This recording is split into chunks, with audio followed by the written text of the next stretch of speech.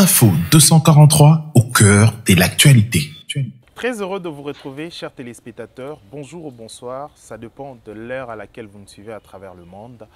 Après la sortie médiatique du président rwandais, beaucoup de réactions alors. Aujourd'hui, nous allons recueillir la réaction de l'ancien ambassadeur de la République démocratique du Congo à l'époque Zaïre, monsieur ambassadeur André Atundu, l'ambassadeur de la République démocratique du Congo au Rwanda et ancien patron des services de renseignement. Bonjour monsieur l'ambassadeur André Atundu. Bonjour. Vous avez suivi comme moi la sortie médiatique du président rwandais Paul Kagame qui redéfinit les choses en fait depuis une belle lurette. La question des conflits entre le Rwanda et la RDC s'est résumée autour de terroristes de M23. Mais Paul Kagame relance les débats pour dire que la question remonte à la période coloniale. Avec quel regard vous aviez suivi cette question? Parce que ça date de la période coloniale. Vous étiez ambassadeur de la République démocratique du Congo au Zaïre. Est-ce que vous êtes arrivé une fois de discuter de ce genre de problème? Il faut préciser que remonter à l'époque coloniale signifie une revendication territoriale, disons d'une partie du territoire du Congo, par le Rwanda. C'est ça l'élément nouveau que le président Kagame a introduit. À mon humble avis, cette sortie médiatique est une malheureuse tentative, vouée à l'échec, de changer le cours de l'histoire à partir des faits inexistants depuis 1885 jusqu'à il y a une semaine à peu près qu'il a fait ça. Je pense que devant les faits, le président Kagame devait être plus humble parce que les faits ne changent pas et comme disent les philosophes à juste titre, contre les faits, les arguments ne valent rien. Il a beau développer sa légende sur l'appartenance d'une partie du territoire congolais au Rwanda, eh bien les faits historiques le contredisent. Et quels sont ces faits historiques? D'abord, la conférence de Berlin, qui a déterminé la configuration actuelle de la sous-région. Dans cette conférence, il n'a été fait nulle part d'un contentieux ou d'un conflit de terre entre la puissance belge et l'Allemagne concernant le Rwanda. Ça, c'est de un. Deuxième fait, c'est qu'à la proclamation des indépendances du Congo en 1960, le 30 juin, et du Rwanda et du Burundi, le 1er juillet 1961, il n'a pas été question, à aucun moment, d'un conflit ou d'un contentieux territorial existant entre le Rwanda et le Congo. Troisième fait, en 1964, je crois, l'Organisation de l'Unité africaine avait pris la résolution sur le principe de l'intangibilité des frontières héritées de la colonisation, pour ne pas embraser l'Afrique. Ni en ce moment-là, ni avant, ni après, le Rwanda n'a levé le petit doigt pour dire qu'une partie de mon territoire se trouve au Congo et je dois le récupérer. Le quatrième fait historique est plus accablant pour lui. C'est que le Front populaire, le Front patriotique rwandais, le propre parti du président Kagame. Et les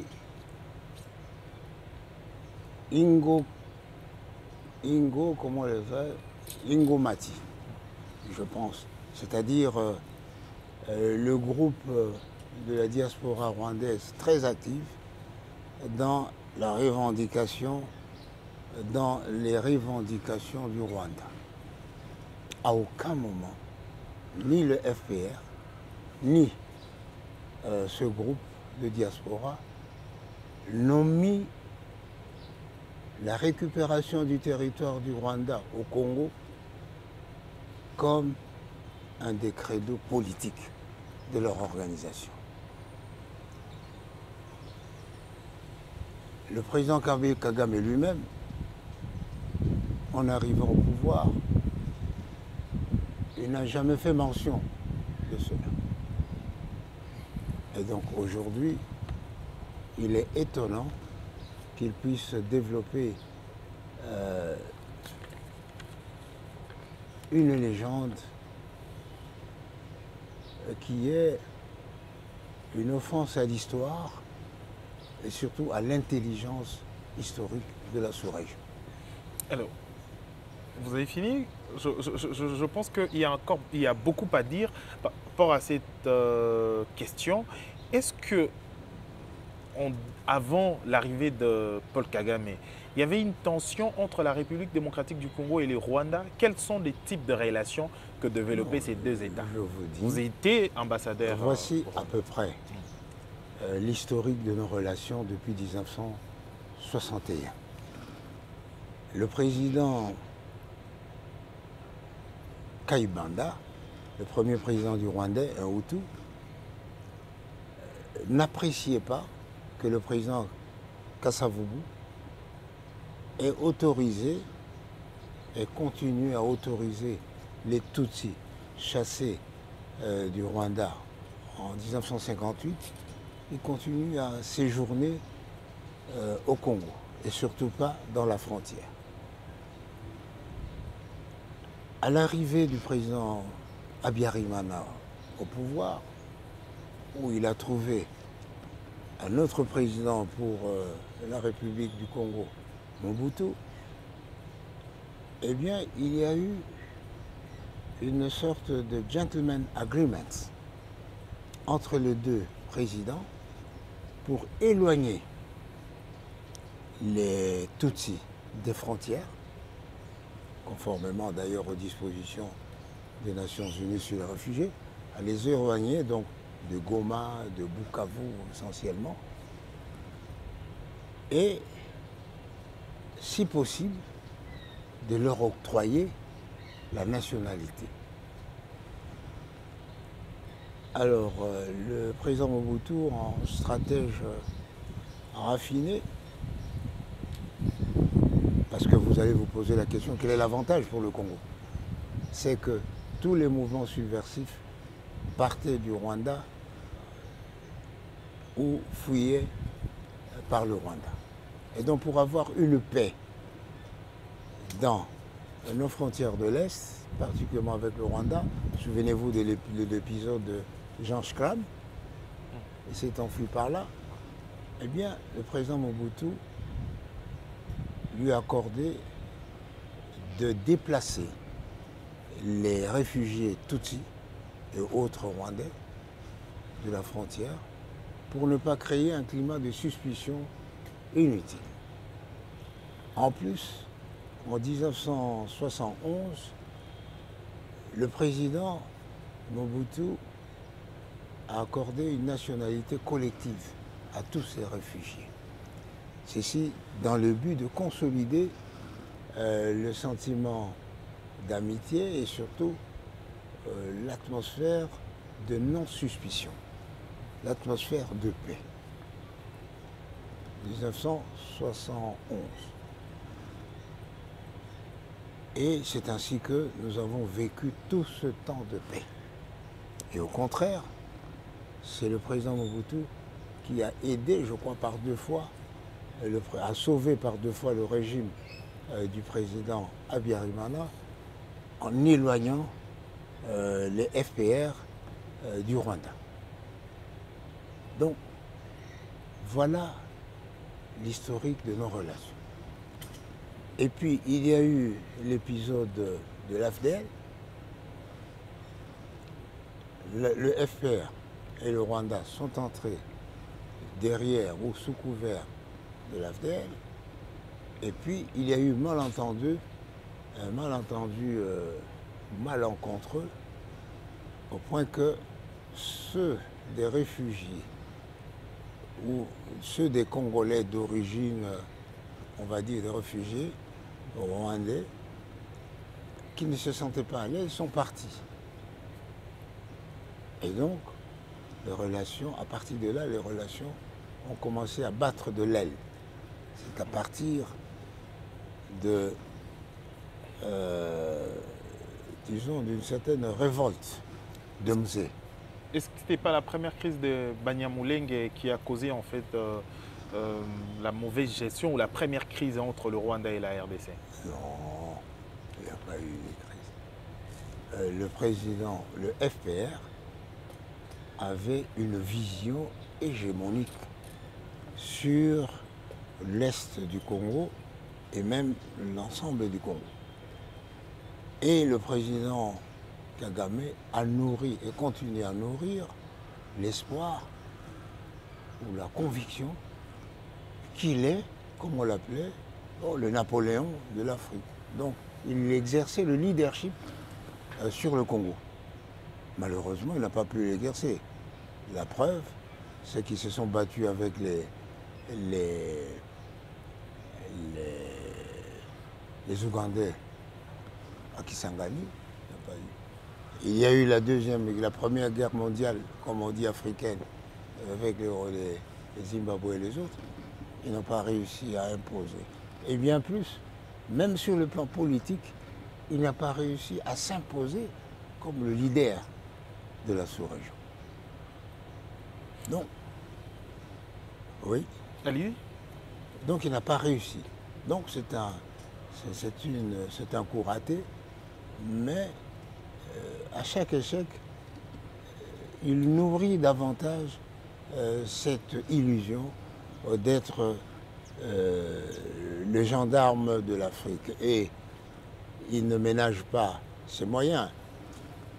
Il fait de la sous-traitance au niveau de l'ONU, en Centrafrique, au Mozambique. Et pense-t-on bientôt au Bénin, puisque une des raisons pour lesquelles il serait parti au Bénin. Est-ce que ces discours, vous avez dit, il fait la sous-traitance, actuellement, apparemment, il est le petit élève des Occidentaux. Est-ce que c'est un discours qui frise à la balkanisation? Un plan de balkanisation mis en? Je vous dis qu'il a une vision hégémonique. Pour lui, se prendre l'Est du Congo, à défaut de prendre tout le Congo, il prendrait l'Est du Congo et pour le reste, il exercerait un leadership politique. Que faire face à cette situation? C'est la dernière question d'ailleurs. Ce qu'il faut faire, c'est que, c'est la réponse que le président Tshisekedi a donnée.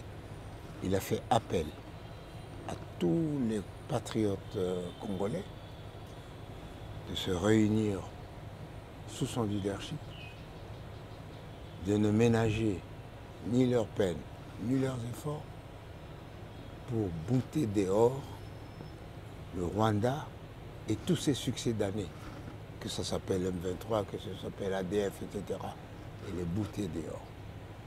Et malheureusement, force est de constater que pendant que la nation est focalisée sur cette guerre à l'Est pour ramener enfin la paix à nos compatriotes pour qu'ils participent aux élections, eh bien certains leaders offrent un spectacle désolant de querelles de clochers pour avoir le leadership de tel ensemble politique, de tel regroupement. C'est malheureux. Il nous faut nous réunir autour du leadership du chef de l'État pour consolider et appuyer ces initiatives politiques militaires. C'est par ici que nous mettons terme à notre interview. Merci, monsieur l'ambassadeur André Atundou. Je rappelle que vous êtes ancien ambassadeur de la République démocratique du Congo, à l'époque Zaïre, au Rwanda. Et est-ce que c'était une belle expérience pour vous, travailler au Rwanda? Et la preuve, c'est que vous m'interrogez sur le Rwanda. C'est une très belle expérience. Connaître un pays et son peuple, c'est toujours enrichir son esprit et son âme. Et qu'est-ce que vous avez compris de ces pays? Qu'est-ce que j'ai compris? Ouais. Ça dépend. C'est un pays où le peuple est pacifique, mais dont les dirigeants aujourd'hui sont expansionnistes. Jamais, à aucun moment, je n'ai vu un groupe de Rwandais ou un village rwandais quitter le Rwanda au motif que nous allons occuper notre terre au Congo, au motif qu'il n'y a pas à manger au Rwanda, au motif qu'il n'y a pas d'espace au Rwanda.